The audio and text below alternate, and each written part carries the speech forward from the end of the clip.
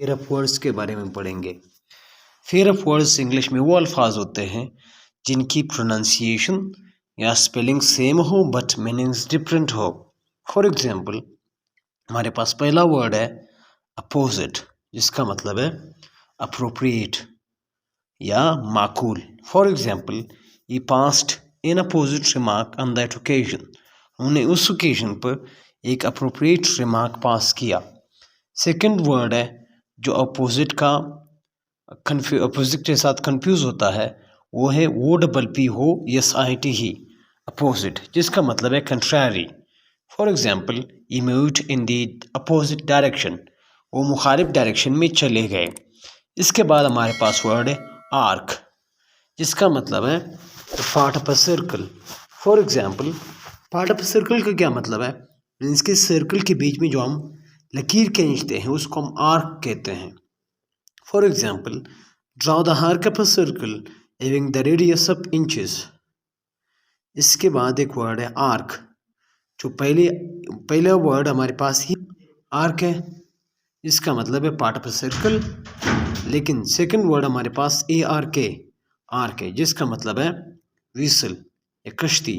For example you must have heard about the news arc, आपने नूह अलैहिस्सलाम के कश्ती के बारे में सुना होगा। सो ये वर्ड्स दोनों अल्फाज एक दूसरे के साथ कंफ्यूज होते हैं। अभी इस स्लाइड में हमारे पास 6 वर्ड्स हैं जो एक दूसरे के साथ कंफ्यूज होते हैं। For example artist, ARTIST he, artist ये कंफ्यूज होता है आर्टिस्ट के साथ। ARTIST पहले में ई है, दूसरे में ई नहीं है, लेकिन मीनिंग एक दूसरे से डिफरेंट है। Students most of the time इस पर कंफ्यूज होते हैं। पहले आर्टिस्ट का मतलब है अ स्किलफुल पब्लिक परफॉर्मर, चाहे जिस भी चीज़ की परफॉर्मेंस करता हो उसको हम आर्टिस्ट कहते हैं। For example KL Saigal was a great artist. Second word को देखे ARTIST, इसका मतलब है वो बंदा, the person who practises one of the fine arts. Fine arts हमारे पास 7 होते हैं। फॉर एग्जाम्पल जैसे कि म्यूज़िक है, डांस है, पेंटिंग है, आर्किटेक्चर है। सो ये फाइन आर्ट्स होते हैं। जो बंदा फाइन आर्ट्स को प्रैक्टिस करते हैं उसको हम आर्टिस्ट कहते हैं, मीन्स कि वो आर्टिस्ट जो ई पर ख़त्म नहीं होता। For example Salman Khan is a great artist. So Salman Khan, इस वजह से हमने सलमान खान को आर्टिस्ट कहा है क्योंकि वो डांसिंग भी करता है, फिल्म मेकिंग में भी है। इसके बाद हमारे पास वर्ड एसेंट, ASCENT, इसका मतलब है चढ़ाई। For example the ascent of this mountain is not difficult. ASSENT इसका मतलब है मंजूरी। For example the president gave his assent to the bill. इसके बाद लफ्ज़ है ASSAY, ऐसे मीन्स टू टेस्ट, कोशिश करना।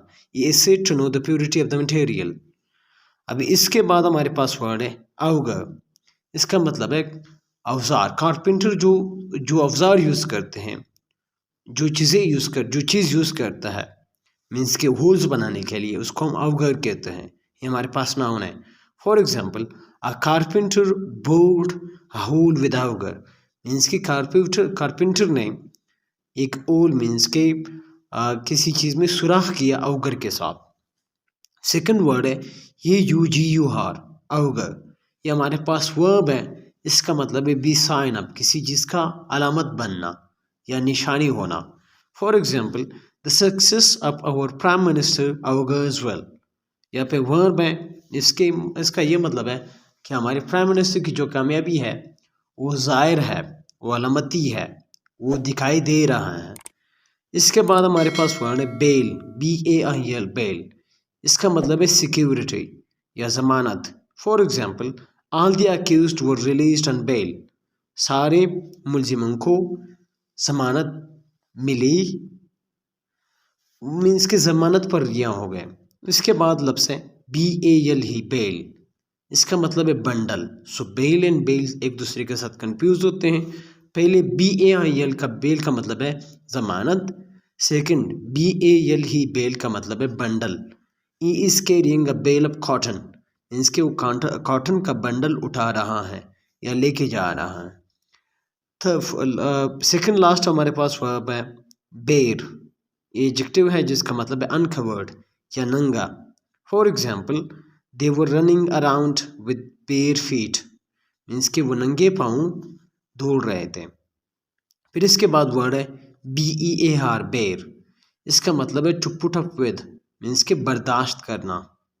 For example I can't bear this insult, मैं इस इंसल्ट को बर्दाश्त नहीं कर सकता।